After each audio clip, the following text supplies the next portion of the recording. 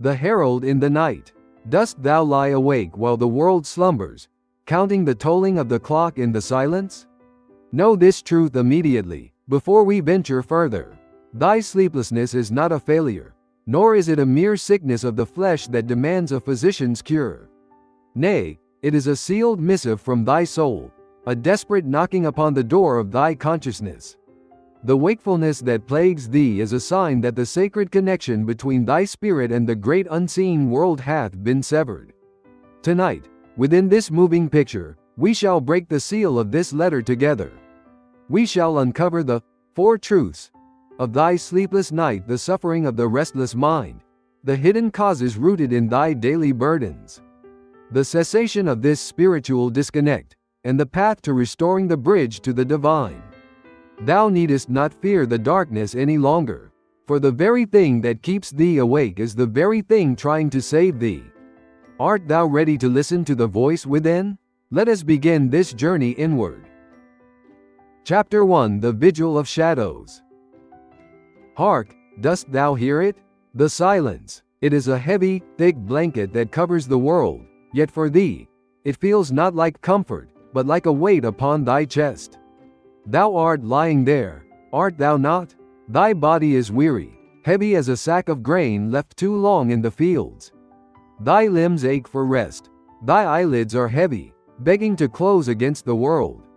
And yet, thou art awake, painfully, brutally awake. This is the great paradox of the sleepless night. The vessel is broken with fatigue, yet the captain within refuses to leave the helm. I ask thee now, in this quiet moment, hast thou ever wondered why? Why, when the body screams for repose, does the mind sharpen like a blade? It is 1 a.m., then 2 a.m. The clock upon the wall mocks thee with its steady rhythm, tick, tock, tick, tock. Each second is a reminder of the sleep thou art losing, of the tomorrow that draws near with its demands and its noise. Thou turnest to the left, then to the right. Thou beatest the pillow, seeking a cool spot, seeking oblivion. But oblivion comes not. Let us speak plain truth, for the night holds no room for lies. A sleepless night is not merely caused because thy body is not tired enough. Nay, often it is because thy soul is too full. I have watched the lives of men and women for longer than thou canst imagine. And I tell thee this: there is no mirror more honest than the ceiling thou starest at in the dark. In the bright light of day, we are masters of disguise, are we not? We wear our smiles like armor. We bury our anxieties under the noise of work.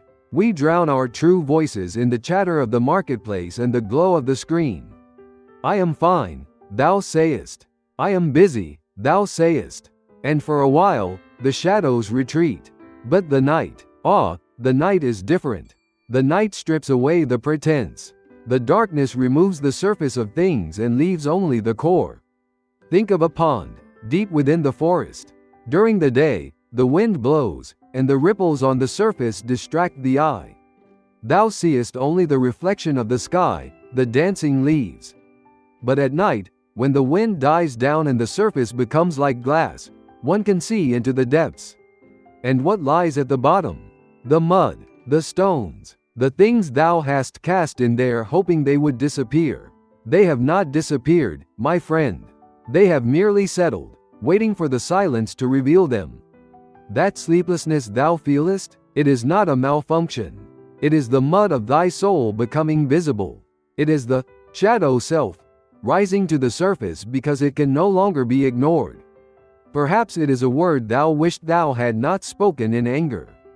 Perhaps it is a fear of the future that thou hast pushed down deep during the hours of the sun. Perhaps it is a grief thou hast not fully wept for, or a dream thou hast abandoned on the roadside of thy life. In the bustle of the day, these things are ghosts, easily waved away. But in the witching hour, they gain flesh and blood. They sit upon the edge of thy bed and demand to be seen. Is it not true? Does thy chest not tighten with a reason thou canst not name? Dost thou not feel a trembling, not of the flesh, but of the spirit deep within? It feels like a vibration, a subtle shaking of the soul's foundations. Thou mightest think, is this anxiety? Is this madness? Nay, It is honesty. It is the most honest moment of thy day. The soul acts like a fluid when it is disturbed. When the waves are high, it cannot pass through the narrow gate of sleep. Sleep requires a settling, a surrender. But how canst thou surrender when the inner waters are churning with the storms thou hast denied all day? Listen to me closely, for this is meant to bring thee comfort, not despair. This pain, this frustration of lying awake, it is real suffering. I do not deny it. The dukkha, the suffering of the mind that spins without a pivot, is a heavy burden. Thou triest to force thy thoughts to stop. Sleep, thou commandest thyself. Stop thinking, thou pleadest. But the more thou fightest the shadows, the larger they grow upon the wall. The more thou triest to suppress the voice, the louder it screams in the silence. It is like trying to hold a cork underwater. The moment thy hand slips, it shoots up with violence. Thou art carrying burdens, heavy and unseen. The words unsaid to a loved one. The anxiety of a task unfinished. The sheer exhaustion of being someone thou art not. These are not just thoughts, they are spiritual weights. And tonight, they have anchored thee to the shore of wakefulness, refusing to let thee sail into the ocean of dreams. Thou art stranded on the beach of thy own mind, watching the tide go out without thee. But take heart, do not weep into thy pillow in hopelessness. For this wakefulness is a signal. It is a flag raised upon the battlefield of thy spirit. If thou wert truly empty, truly hollow, thou wouldst sleep the sleep of the dead. But thou art awake because there is life within thee that demands attention. Thou art awake because something in the depths of thy soul is shifting, moving, crying out to be aligned. The shadows are not there to haunt thee, they are there to show thee what must be healed. So, as thou liest there, feeling the weight of the dark, know this. Thou art not failing at sleep. Thou art succeeding at feeling. The armor has fallen off. The mask is on the bedside table. It is just thee and thy soul now. And though it feels like a torment, this suffering is the first step of truth. The mud must be seen before it can be cleared. The shadow must be acknowledged before it can be dissolved by light. Thou art in the grip of the night, yes, but the night is merely holding thee still so that thou might finally hear what the day has deafened thee to. Hold fast, for we must now look deeper into why this cry comes at such specific hours. The night has more to tell thee. Chapter 2: The Cry at the Witching Hour. Now, let us turn our gaze from the general unease of the mind to a far more specific and peculiar mystery. I speak of the hour that calls thee by name. Tell me, hast thou known this phenomenon? The night is deep, the world is draped in the velvet of slumber, and thy body is exhausted. Yet, suddenly, without a sound in the room, without the crowing of a rooster or the barking of a hound, thine eyes fly open. Snap, just like that, thou art awake. Thou lookest at the clock. It is 2 in the morning. Or perhaps it is 3 or 4. The time is always the same, night after night, as if an invisible hand had shaken thee by the shoulder. Wake up, it whispers. Wake up, for there is work to be done. This, my friends, is what the ancients called the witching hour, though there are no witches here, only the raw, exposed nerves of the spirit. In this chapter, we must look not at thee, the conscious thinker, but at the silent tenant within thee, the soul. Imagine, if thou will, the soul as a separate entity, a traveler distinct from thy flesh and bone. According to the old wisdoms I have gathered, when a person sleeps, the soul does not merely lie dormant. Nay, sleep is the time for the soul's journey. It is meant to detach gently from the heavy anchor of the body and ascend to the spirit world. There, it bathes in the wind of spirit, cleansing itself of the day's dust, gathering strength for the morrow. It is a necessary pilgrimage. Without it, the soul withers like a plant denied water. But here is the tragedy of the sleepless night. Picture the soul trying to leave. It walks down the corridor of thy inner being, seeking the door to the spirit world. But the corridor is blocked. It is cluttered with the debris we spoke of, the suppressed emotions, the twisted vibrations of the day, the heavy key of anxiety. The soul reaches the door, but it cannot open it. The passage is choked with the weeds of thy own worries. The soul pushes, but the door holds fast. It is trapped. It cannot go up to the light, and it cannot rest in the body. It is caught in the limbo between worlds, standing in the hallway of thy chest, pacing back and forth. What happens then? The soul panics. It begins to pound on the walls of thy ribcage. It cries out, "Let me pass. I must breathe. I must return to the source." And this spiritual pounding, this desperate knocking, that is what wakes thee up. That is the sudden jolt that tears thee from thy dreams.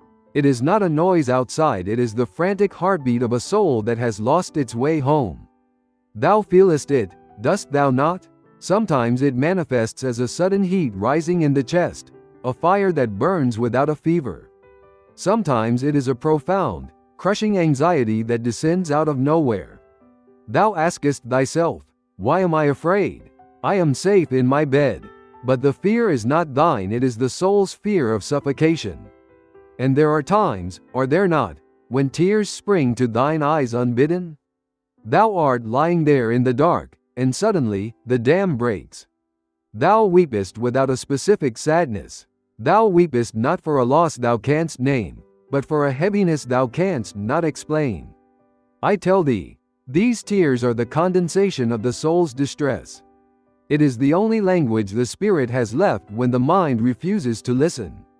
It is screaming, "Look at me. I am hurting. The path is broken." But there is another presence in this dark hour, one that we must acknowledge. The input of the ancients tells us of the guardian tree, or the protective spirits that stand behind each of us. Sometimes, the wakefulness is not a panic, but a divine intervention. If thou art walking down a path that leads to a cliff, a good friend would grab thine arm and pull thee back, would they not? Even if it hurts, even if it startles thee, they would stop thee. The sleeplessness is that grab. Thy guardian sees that thy spirit is darkening. It sees that thou art absorbing too much filth from the world, that thou art forcing thyself into a shape that does not fit. If thou wert to sleep deeply in such a state, thy soul might wander into dark places, weighed down by the mud. So, the guardian wakes thee. Stop, it says. Do not go further into the unconscious. Thou must wake up and clean this mess first. It is a mercy, truly. Though it feels like a curse, this interruption is a safety mechanism. It is the spirit world saying, "We cannot receive thee yet. Thy frequency is too discordant. Tune thy instrument before thou triest to play in the orchestra of the divine." I remember a man who once came to me, his eyes rimmed with red, his spirit gray as ash. He told me, "I wake every night at 303 a.m. I am cursed." I looked at him and said, "Nay, thou art not cursed. Thou art being called." He was carrying a grief he had buried for 10 years, smiling all the while to please his family. His soul was screaming at 303 a.m. because that was the only time his conscious guard was down enough for the scream to be heard. When he finally wept, when he finally admitted his burden, he slept through the night for the first time in a decade. So I ask thee, dear viewer, when thou wackest tonight in the silence, do not reach for the medicine. Do not curse the clock. Instead, place a hand upon thy chest. Feel the rhythm of thy heart. Visualize that trapped traveler within. Ask it gently, what is it that blocks thy path? What message dost thou bring? The banging on the door is loud, yes. The heat in the chest is uncomfortable, yes. But it is better than a silence where the soul has given up. The fact that thou art awake means thy soul is still fighting for its light. It is fighting for thee. Will thou not listen to its cry? We have seen the suffering. We have felt the knocking. But now we must ask what built this wall. What are the bricks that block the door? In the next chapter, we shall walk into the daylight of thy life and find the origins of this blockade. The cause lies not in the night, but in the sun. Chapter 3: The Unclosed Book of Days. Come with me now. Let us rise above the roof of thy house, above the silent town, and look down upon the world with the eyes of an ancient observer. From this height, we see not just the sleeping forms of men and women, but the invisible threads that bind them. We have spoken of the night's torment, of the knocking soul and the waking hour. But to understand the flood, one must look to the river's source. And the source of thy sleepless night is not found in the darkness. Nay, it is found in the blinding light of thy day. We enter now the realm of samudaya, the origin of the burden. Why does the door to the spirit world remain barred? Why does the connection fail? It is because of a simple, forgotten art, the art of closing the book. Consider the life of a man as a great library. Each day is a single volume, a story complete in itself. When the sun sets, the wise man closes the cover of today, places it upon the shelf, and rests before opening the volume of tomorrow. But look at the world below us now. Look at the modern soul. Thou dost not close the book. Thou keepest the page open, clutching it with white-knuckled fingers even as thy head hits the pillow. Here lies the first cause of the connection error, the mind that refuses to end. I see thee there, lying in the dark. Thy body is motionless, a statue of fatigue. But thy mind is a chariot with horses whipping wildly, racing through the streets of yesterday and tomorrow. Ah, I should have said this to him. Did I send that missive? What if the harvest fails next month? Why did she look at me with such cold eyes? I once knew a merchant in a bustling port city. He was a man of great wealth, but his eyes were like two burnt holes in a sheet of parchment. He came to me and said, I cannot sleep, for the coins keep jingling in my head. He was not counting real gold. He was counting the possibility of loss. Even when his shop was locked and the shutters barred, his mind was still standing behind the counter, trading, haggling, worrying. He lived his day twice, thrice, 100 times over in the span of a single night. Thou art like this merchant, art thou not? Thy body has clocked out. Thy hands have ceased their labor.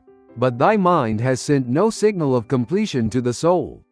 The soul waits for the command, it is finished. Rest now, but the command never comes. The mind says, wait, one more thought. Wait, one more worry. And so, the soul remains in its work clothes, holding the tools of the day, standing in the hallway of sleep, confused and weary.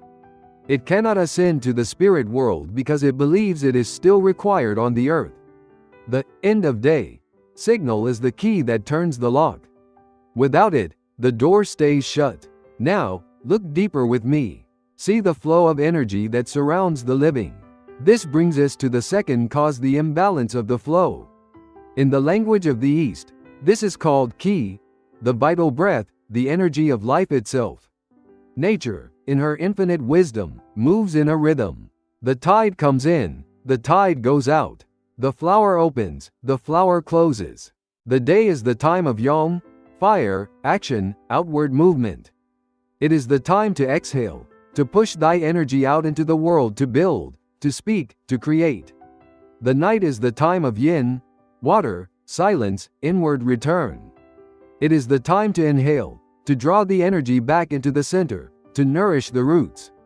But observe the modern flow. It is a broken rhythm. It is all exhale, and no inhale. Thou spendest thy day pushing out, giving to thy employer, giving to thy family, reacting to the news, fighting the traffic. Thy energy streams out of thee like water from a burst pipe. And when night comes, does the flow reverse? Does it return to the source? Nay, thou liest in bed, but thy attention is still hooked on the world outside. Thou art checking the glowing screen one last time. Thou art worrying about the opinions of strangers. Thou art thinking of the world's problems. Thy ki is still streaming outward, stretching thin like a piece of dough pulled too far. Think of it as breathing. Imagine if thou tried to exhale for 24 hours straight, pushing air out, out, out, never pausing to draw breath in. Thou wouldst suffocate, wouldst thou not? That is what is happening to thy soul. It is spiritually suffocating because the inward turn has been denied. The soul cannot return to the spirit world if the current of thy life is rushing violently towards the earth. It is like trying to swim upstream against a raging river. The soul tries to go up, but the force of thy outward attention drags it back down. This imbalance manifests in the body, does it not? Thy feet are cold, but thy head is hot. Thy heart races as if thou art running, though thou art lying still. This is head heat, feet cold, the classic sign that energy is trapped in the mind, stuck in the outward position. The battery is not recharging, it is leaking. So, I ask thee, traveler of the night, when was the last time thou truly declared the day done? When was the last time thou pulled thy energy back from the world, like a fisherman reeling in his nets at dusk? If the net is left in the water, it catches debris, driftwood, and the weight of the ocean. It drags the boat down. Thou must reel it in. Thou must cut the cord to the day. We see now the mechanics of the trap. The book is left open, and the energy flows the wrong way. But there are darker reasons still. There are lies we tell ourselves that act as chains. There are masks we wear that suffocate the spirit even more than overwork. In the next chapter, we shall peel back these masks. We shall speak of the connection error caused not by what thou dost, but by who thou pretendest to be. Prepare thyself, for the mirror is about to get clearer. Chapter 4: The Masquerade of the False Self. We have spoken of the mind that spins like a wheel and the breath that forgets to return. These are habits, mere errors of rhythm. But now, we must descend into the cellar of the truth. We must touch the walls of the foundation to see where the cracks truly lie. For there is a cause for thy sleeplessness that is far more painful to admit, and yet, it is the most common affliction of the modern age. It is the cause that hides behind a smile. It is the masquerade of the false self. I ask thee, and I ask thee to answer only to the silence of thy room. Art thou living thy own life? Or art thou living a script written by another? Let me tell thee a story of a man I once observed. To the world, he was a pillar of success. He wore fine linen. He held a position of high esteem in the city council, and his family was the envy of the neighborhood. He walked with his head high, shaking hands, solving problems, smiling the smile of a satisfied man. But every night, at the stroke of 2, he would wake in a cold sweat, his heart hammering against his ribs like a bird trapped in a cage. He came to the healers, and they gave him potions. He came to the priests, and they gave him prayers. But he did not sleep. Why? Because his soul was in revolt. By day, his mouth said, I am happy, but his soul screamed, this is a lie. By day, his hands built the city, but his soul wept, I wanted to plant a garden. By day, he stayed in a marriage that had grown cold as stone, pretending for the sake of appearances, but his soul shivered, I am dying of loneliness. This is the third cause, and the most profound, the synchronization error. Imagine thy soul as a keeper of records. It holds the blueprint of who thou wert meant to be before thou wert born. Every night, when thou liest down to sleep, the soul attempts to sync with thy day. It tries to record the events of the last 12 hours into the book of thy destiny. But when thou hast lived a day that is false, when thou hast swallowed thy true words, when thou hast walked a path thou hadst, when thou hast pretended to be someone else, the soul rejects the record. It looks at the day and says, error.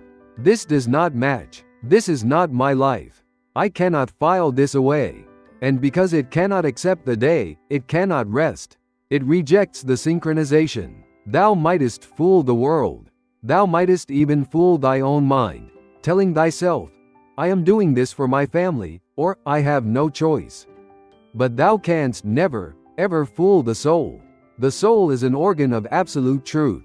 It is allergic to lies. When thou forcest it to live a lie for too long, it develops a fever. That fever is thy insomnia. The wakefulness is the soul's way of saying, I will not sleep until thou acknowledgest the truth. I will not let thee rest until thou chongest course. It is a strike, a spiritual protest. And there is yet another weight that crushes the sleeper. The fourth cause, the weight of others. In this land, we call it kizuker, to wither from the touch of spirits. Thou art a sensitive vessel, art thou not? I see it in thee. Thou art the one who listens to the complaints of friends. Thou art the one who feels the anger in a room even before a word is spoken. Thou art the sponge that absorbs the dark water of the world. During the day, amidst the noise and the haste, thou dost not notice how heavy thy cloak has become. Thou talkest on the anxiety of thy colleague. Thou swallowest the anger of the stranger on the road. Thou carriest the sorrow of a news story from a land far away. These are not thy burdens, yet they stick to thy aura like mud upon a traveler's boots. And when night comes, the mud hardens. The negative energy of others, which thou hast not cleansed, turns into a cage. It pulls thee down. It buzzes around thy head like a swarm of invisible flies. The soul tries to ascend to the spirit world, but it is too heavy. It is weighed down by griefs that are not its own, by fears that belong to another. And so, thou liest awake, feeling emotions that confuse thee. Why am I so sad? Thou askest. Why am I so angry? It is not thy anger. It is the dust of the marketplace that thou hast forgotten to wash off. Is this not a tragedy? To lose thy rest because of a life that is not thine, and feelings that are not thine? But listen to me, for here is the light in the darkness. The fact that thou art awake means thy soul is still strong enough to reject the lie. If thou wert truly lost, thou wouldst sleep the sleep of the ignorant, numb and blind. But thou art not numb. The pain thou feelest is the pain of a limb that has been tied too tight. It hurts because the blood is trying to flow back. It hurts because thy true self is fighting to survive. This sleeplessness is not a punishment for thy weakness. It is a demand for thy strength. It is the guardian tree shaking its leaves, telling thee, the soil here is poisoned. Move thy roots. It is the voice of the spirit saying, put down the mask. Wash off the mud. Be thyself, and I will give thee rest. Thou art standing at a crossroads tonight. One path leads back to the masquerade, to the pills and the potions and the pretending. The other path leads into the fire of truth. It is scary, yes, to admit that thou art unhappy, to admit that thou art tired of carrying the world. But that admission is the key to the lock. We have now seen the full picture of the suffering dukkha and its origin samudaya. We see the racing mind, the trapped soul, the unclosed day, and the false life. The diagnosis is complete. The connection to the spirit world is broken not by demons, but by the debris of living. But do not despair, for where a connection is broken, it can be spliced again. The wire is not destroyed, it is merely unplugged. In the next chapter, we shall stop looking at the problem and turn our faces toward the solution. We shall cross the bridge from the dark night into the possibility of dawn. The mechanism of repair is simpler than thou thinkest. Art thou ready to learn how to mend the thread? Chapter 5: The Severed Thread. We have walked a long and difficult road together in this last half hour, have we not? We have waded through the mud of the unquiet mind. We have stood in the hallway with the trapped soul, listening to its frantic knocking. We have looked into the mirror and seen the masks of the false self that suffocate thy true breath. The diagnosis is heavy, the causes are deep, and perhaps, right now, thou feelest a great weight upon thy shoulders. Is there no hope? Thou askest. Am I so broken, so filled with the debris of the world, that I shall never sleep again? Must I carry this cross of wakefulness until my dying day? Nay, my friend, lift up thy head. Do not let despair take root in the garden we are trying to weed. For now, we have reached the turning point of our journey. We leave behind the why and stand upon the threshold of the how. But before we cross into the land of healing, there is one final, crucial understanding thou must grasp. It is the bridge between thy suffering and thy salvation. It is the truth of the severed thread. Imagine, if thou will, a great ship sailing upon a dark and misty ocean. This ship is thy life. Thy body is the hull, strong and weathered. Thy mind is the engine, churning and driving the vessel forward. But where is the captain? Where is the navigator who knows the stars? The captain is thy soul. And the soul does not steer by looking at the waves, it steers by listening to a signal from the majestic lighthouse on the far shore, the spirit world. When a ship is sailing true, there is a connection. An invisible beam of light, a radio signal, a silver cord, connects the lighthouse to the captain. The captain receives the signal, turns the wheel, and the ship moves in harmony with the tides. The engine hums quietly, the hull cuts the water smoothly. And when night comes, the ship drops anchor in a safe harbor, and the crew sleeps. But look at thy ship now. The engine is screaming, that is thy racing mind. The hull is shaking, that is thy exhausted body. And the captain? The captain is shouting, running back and forth on the bridge, smashing the instruments. Why? Because the signal is lost. The fog of thy daily worries, the storm of others' emotions, the false course thou hast plotted, these have cut the connection to the lighthouse. The severed thread is not a physical break, it is a loss of reception. Now, heed this well, for it changes everything. The screaming engine, the shaking hull, the panic of the captain. These are not the problem. These are the alarm system. When a ship loses its guide signal in the middle of a storm, does it sail on quietly? Nay, it sounds the foghorn. Blare, blare, blare. It wakes the crew. It wakes the passengers. It says, danger, connection lost. We are drifting. Thy insomnia is that foghorn. It is loud. It is annoying. It is terrifying. But it is trying to save the ship. Thou hast been treating the foghorn as if it were the enemy. Thou hast been swallowing potions to silence the horn. Thou hast been cursing the noise, wishing it would just stop so thou couldst rest. But if thou silencest the horn without fixing the connection, what happens? The ship crashes onto the rocks. The ship drifts into the void. So I say to thee, do not hate thy sleeplessness. Do not hate the night that wakes thee. Turn to it, right now, in thy mind, and bow. Yes, bow to it. Say, I hear thee. Thank you for the warning. The moment thou stoppest fighting the symptom and startest respecting the signal, the panic begins to subside. The captain sees that the crew is finally listening. This is the state of transition. We move from, I am sick, to, I am alerted. We move from, I cannot sleep, to, I am being called to reconnect. Do not think of thyself as a patient with a disease called insomnia. Think of thyself as a radio operator whose dial has slipped off the station. The music of the spheres is still playing. The lighthouse is still shining. The spirit world has not abandoned thee, it is thou who hast drifted into the static. And here is the most beautiful truth of all. The thread may be severed, but the ends are dangling right there in thy hands. It is not destroyed, it is merely unplugged. The spirit world is not a million miles away. It is right here, closer than thy breath, waiting for thee to tune back in. The connection error is a temporary state. It is a request for a reset. Canst thou feel the shift in the air? The heavy doom of the earlier chapters is lifting. We are no longer victims of the dark. We are mechanics of the soul, standing ready to repair the line. Thou art not broken, child of the universe.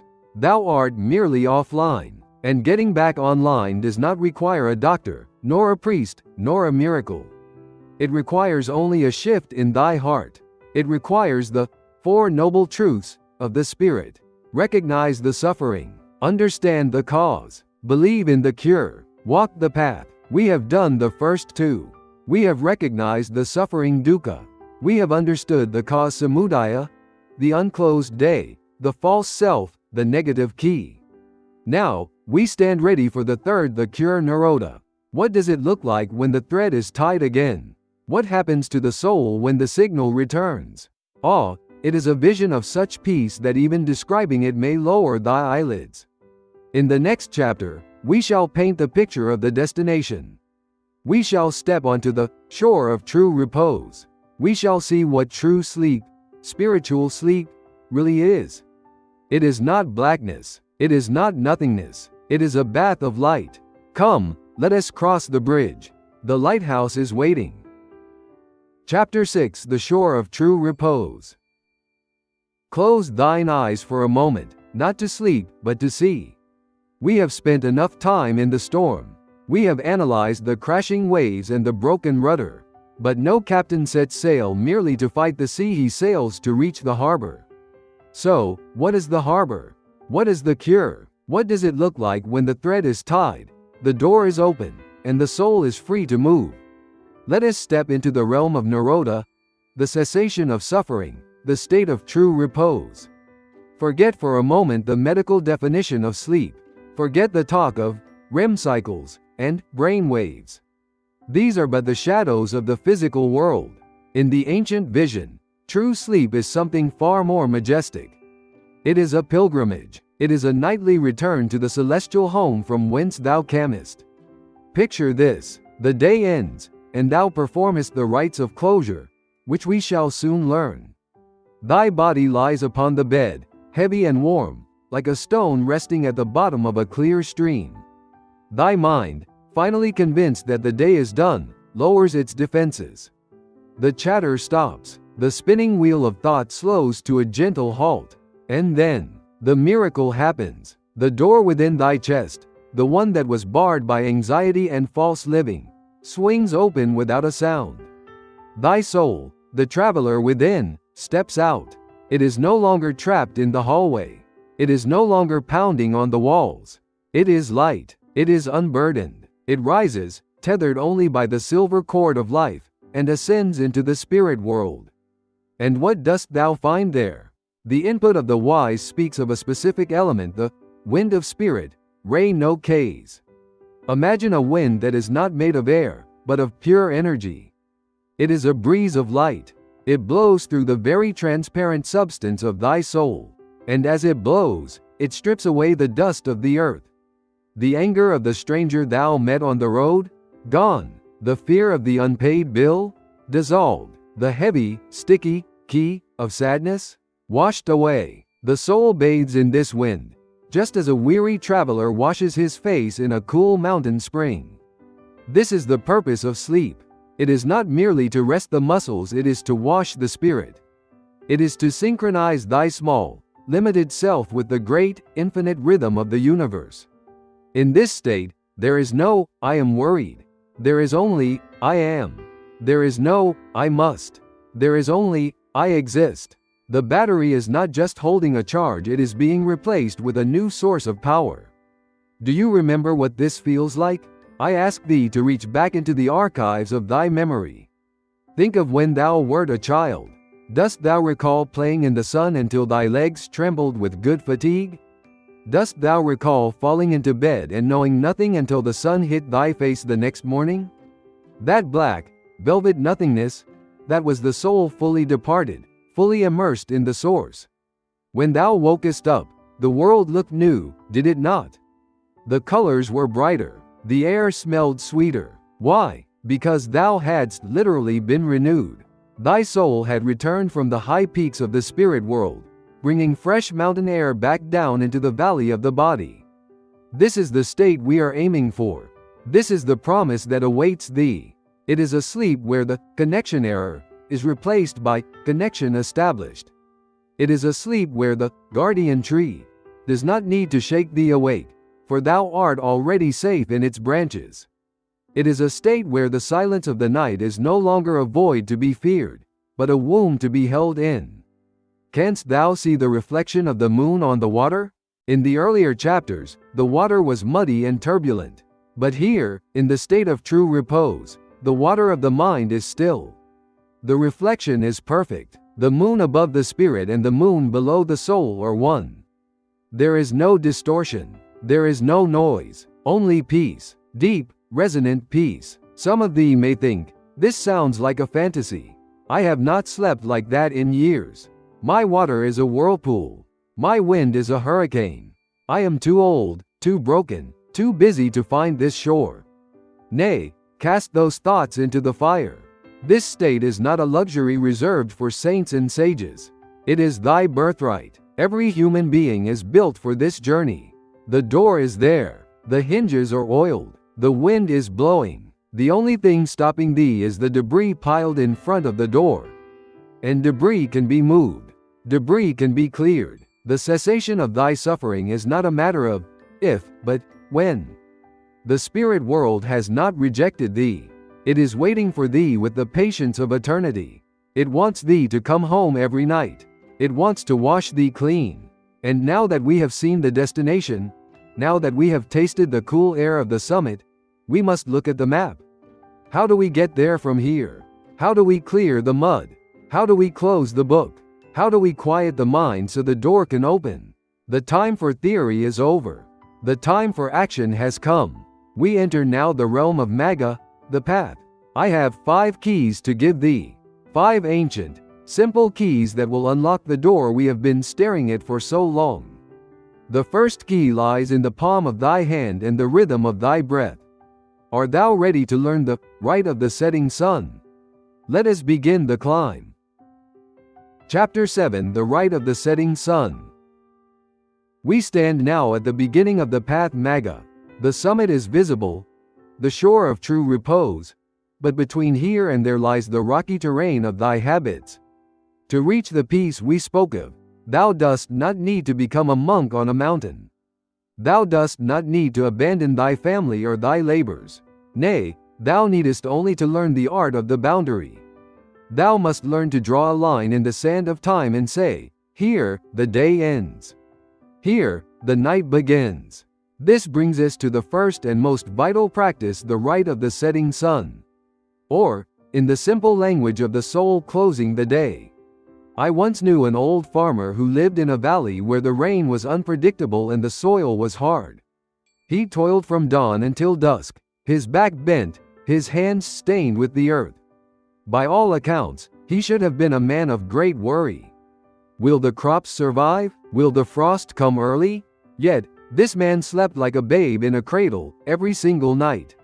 One day, I asked him his secret. He looked at me with eyes as clear as the morning sky and said, when I wash the mud from my hands at the pump, I wash the field from my mind. The field belongs to God until sunrise. I am just the tenant. Think on that. The field belongs to God until sunrise. Thou art not a farmer of soil, perhaps. Thou art a farmer of data, of money, of people, of problems. But thou mockest the mistake of bringing the field into the bedroom. Thou layest the muddy boots of thy work upon the clean sheets of thy rest. The first step to curing thy sleeplessness is to wash thy hands, spiritually. Here is the method. I ask thee to try this tonight. Not tomorrow, not next week. Tonight, when thou art ready for sleep, sit upon the edge of thy bed. Do not lie down yet. Sit upright, with thy spine straight, like a king or queen upon a throne. Take thy dominant hand, the hand that works, the hand that grasps, and place it gently upon the center of thy chest. Feel the rhythm of the heart. Boom, boom, boom, boom. That is the drum of life. It has beaten for thee all day. It is tired. It needs thee to lead it.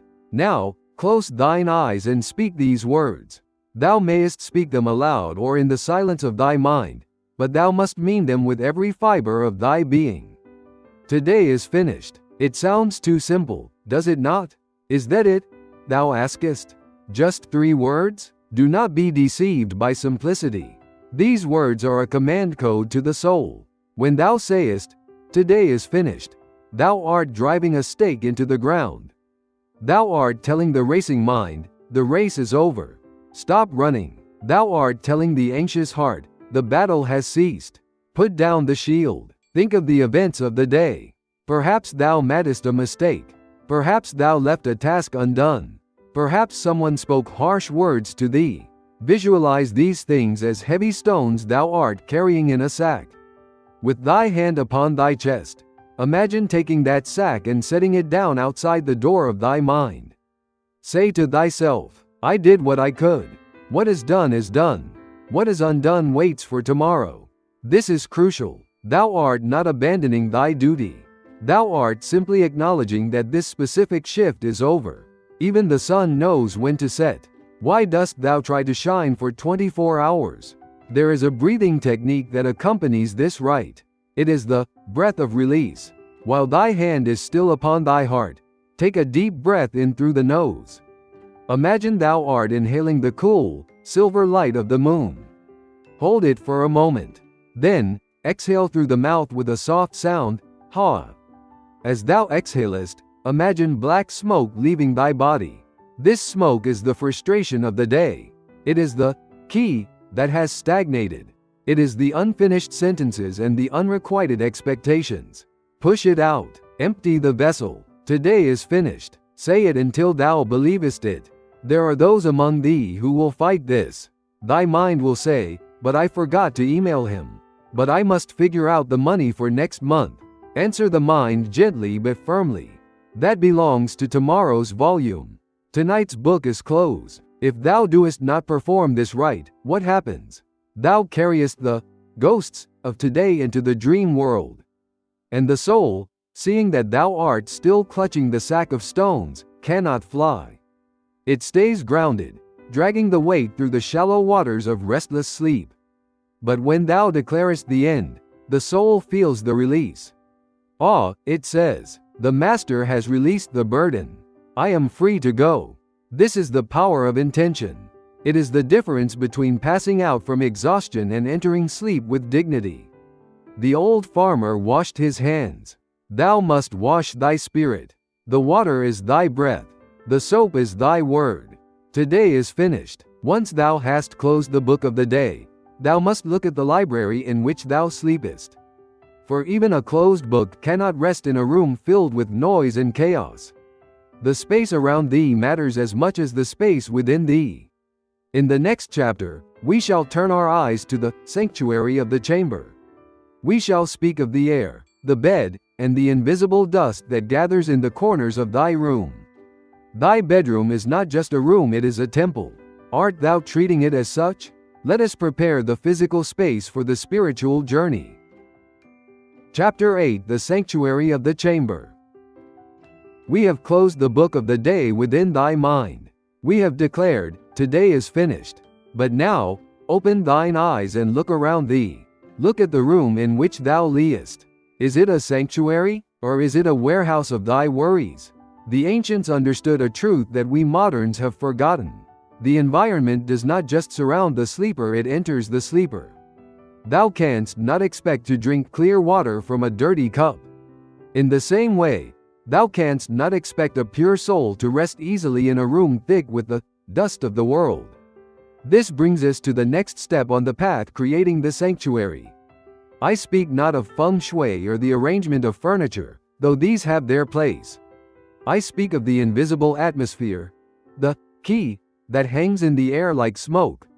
Consider thy bed. It is more than a mattress and sheets. It is a sponge. Think of the nights thou hast lain there, weeping into the pillow. Think of the mornings thou hast sat upon the edge, paralyzed by dread of the coming work. Think of the arguments thou might have had with a spouse within these four walls. Where does that energy go? Does it vanish? Nay, it settles. It seeps into the cotton. It hides in the corners of the ceiling. It waits, and when thou liest down tonight, seeking peace, that old energy rises up to greet thee. Welcome back, it whispers. Here is the sadness thou left yesterday. Here is the anger from last week. Thou art trying to sleep in a crowded room, even if thou art alone. So, how do we cleanse the vessel? We must perform 2 acts of purification. The first is the purification of the air. Tonight, before thou extinguishest the lamp, I want thee to do something simple. Go to the window. Open it, even if it is winter, even if the wind is cold, open it for but a single minute. This is the changing of the guard. The air of the day is heavy. It is filled with the heat of the sun, the breath of conversation, the static of technology. It is yang energy, active, demanding, loud. But the air of the night, breathe it in. It is cool. It is silent. It is silver. It is yin energy, receptive, deep, still. By opening the window, thou allowest the night to enter and push the day out. Thou art physically inviting the spirit of silence into thy chamber. Stand there for a moment. Feel the cold air touch thy face. Imagine it is the breath of the spirit world, displacing the stale heat of thy struggles. Close the window and feel the difference. The room is no longer a cage, it is a fresh canvas. The second act is the purification of the bed. This is a technique handed down by those who treat the bed as a holy altar of the soul. Stand beside thy bed, take the palm of thy hand, the flat of it, and sweep it firmly over the sheets, from the pillow down to the foot. Do this 3 times. In thy mind, visualize that thy hand is a brush of light. With each sweep, thou art wiping away the residue of the past. I remove the worry. I remove the tears. I remove the sickness. You are smoothing the waves of the sea so that the boat may rest. It sounds like a small thing, does it not? But the soul notices. The soul loves ritual. When it sees thee caring for the resting place, it understands, this place is prepared. It is safe to land here. But there is one final element to this sanctuary, and it is the most difficult. It is the furniture of honesty. A sanctuary is a place where lies are not permitted. We spoke earlier of the false self, the mask thou wearest for the world. Hear me well, that mask must be left at the door. Thou must not bring it into the bed. There are many who lie down pretending to be strong. I am fine, they think. I can handle this, but the body knows thou art not fine. The soul knows thou art trembling. And this conflict, the lie fighting the truth, creates the tension that keeps thee awake. The bed is the one place on earth where thou must be naked, not just in flesh, but in spirit. I recall a woman who was a leader of many people. She was iron-willed, never showing a crack in her armor. But she could not sleep. I told her, tonight, when thou art in the dark, I want thee to whisper the truth to the ceiling. She asked, what truth? I said, whatever truth thou art hiding from thyself. That night, she curled up and whispered, I am scared. I am so scared. She wept for 10 minutes. And then, she slept. She slept for 10 hours. Why? Because she stopped fighting the current.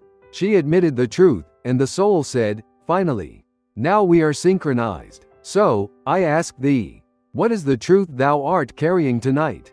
Art thou lonely? Art thou overwhelmed? Art thou grieving? Do not fight it. The sanctuary is the container for thy truth. Admit it to the dark. I am weak tonight. I am angry tonight. There is a strange power in this admission. When thou admittest thou art weak, thou no longer needest to expend energy pretending to be strong. The tension snaps, and the relaxation begins. God or the universe, if thou preferest, does not need thee to be a hero in thy sleep. He needs thee to be a child. And children do not pretend. They just are. Make thy room a temple. Change the air. Sweep the bed. Drop the mask. Create a space so honest, so clean, so hushed, that the soul cannot resist the invitation to descend. Thou hast prepared the time by closing the day. Thou hast prepared the space, the sanctuary. Now, we need one final thing to bridge the gap. We need a sound. We need a vibration that aligns the frequencies of body, mind, and spirit.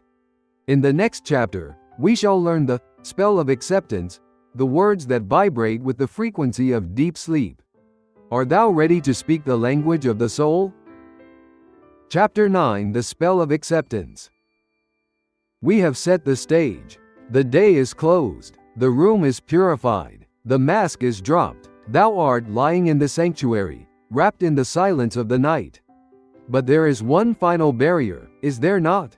It is the voice inside thy head. Even in a quiet room, the mind can scream. It whispers of thy failures. It lists the things thou lackest. I am not enough. I did not do enough. I am alone. These thoughts are not just wind, they are vibrations.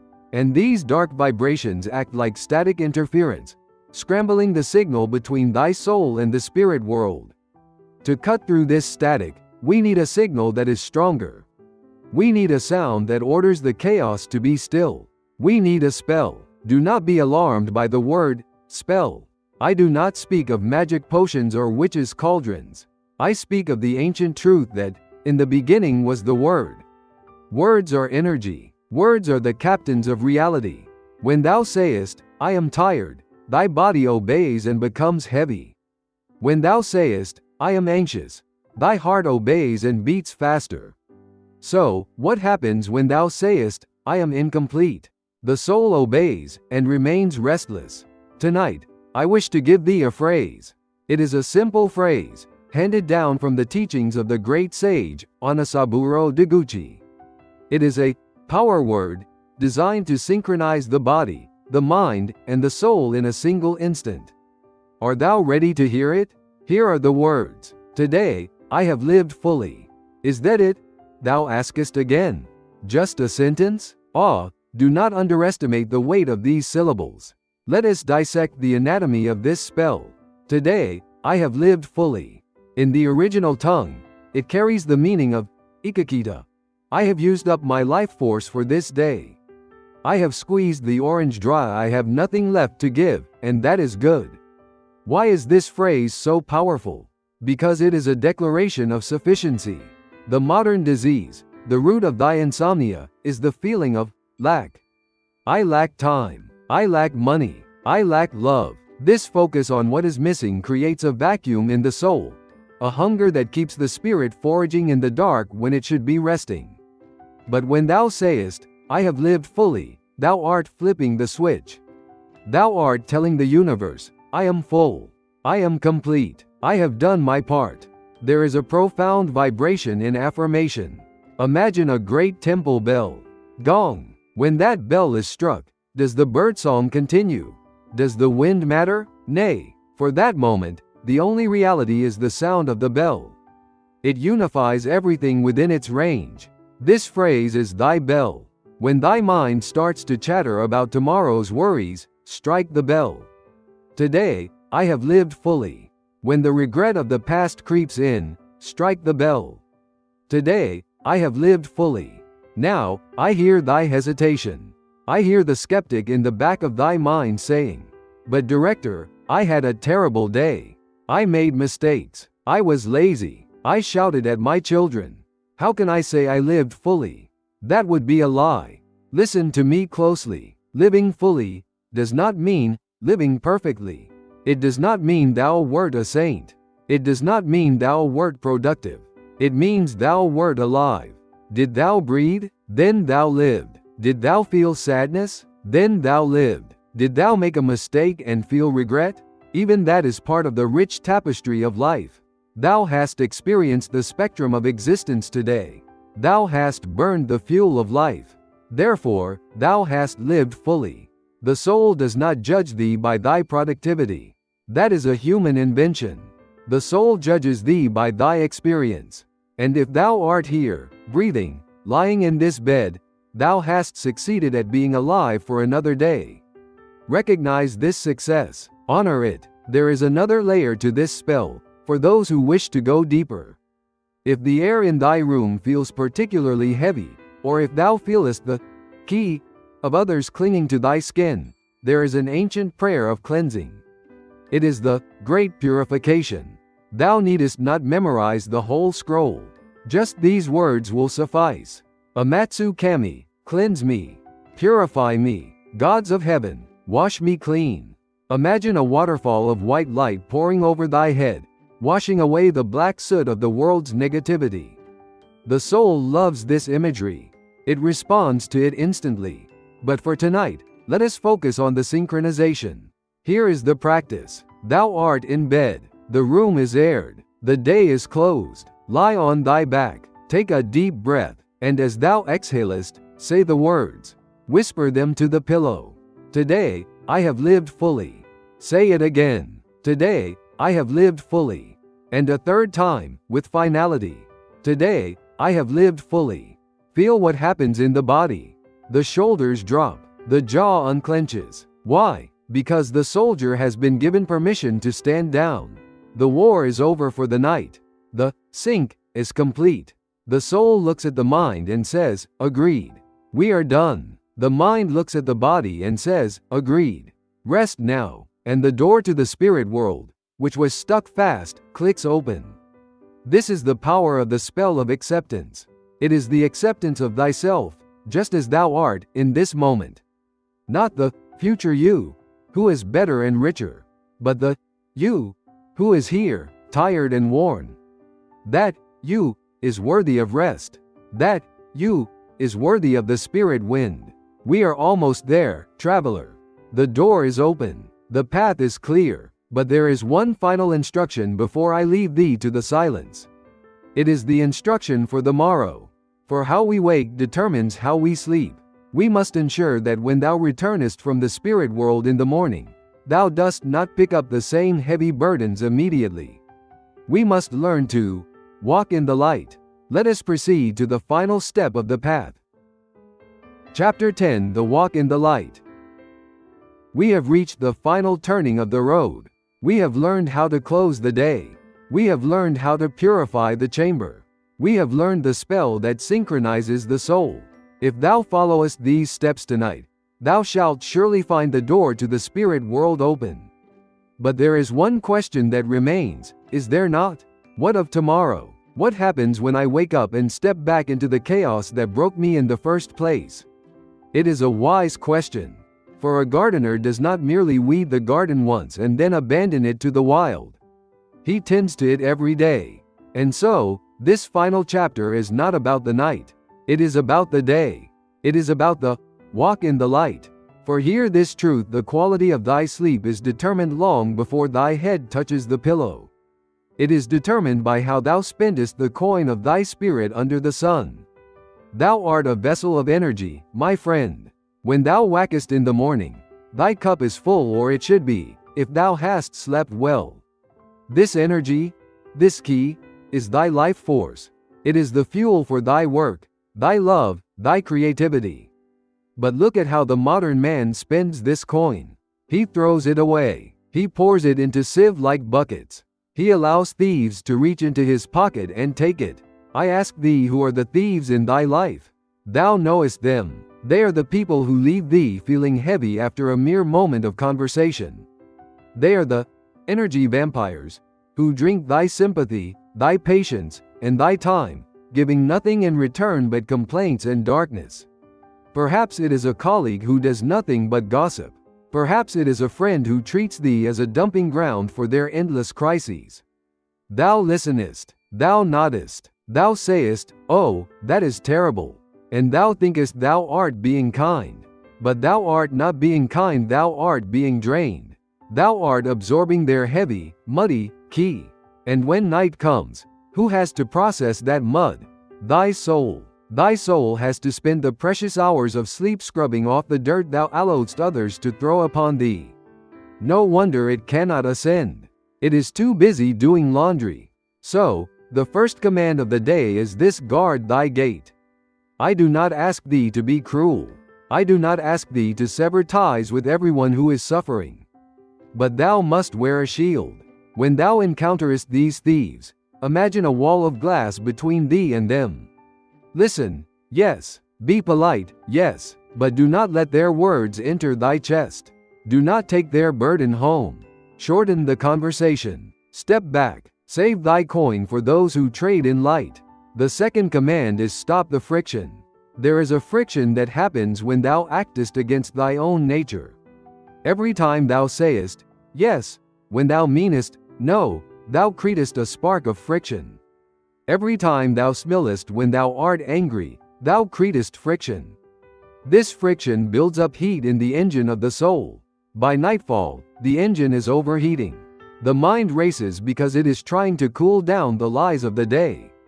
I once saw a traveler walking up a steep mountain path. He was carrying a massive pack upon his back. He was sweating, gasping, his face purple with strain. I asked him, "Good traveler, what is in thy pack?" He opened it, and I saw it was full of rocks. "Why dost thou carry these?" I asked. He pointed to a large, jagged rock. "This one is the expectation of my father." He pointed to a sharp, heavy stone. "This one is the fear of losing my job." He pointed to a bag of gravel. "These are the opinions of my neighbors." "And this one," he said, holding up a stone that smelled of sulfur, "this is the anger I swallowed 3 years ago. I carry them," he said, "because I might need them."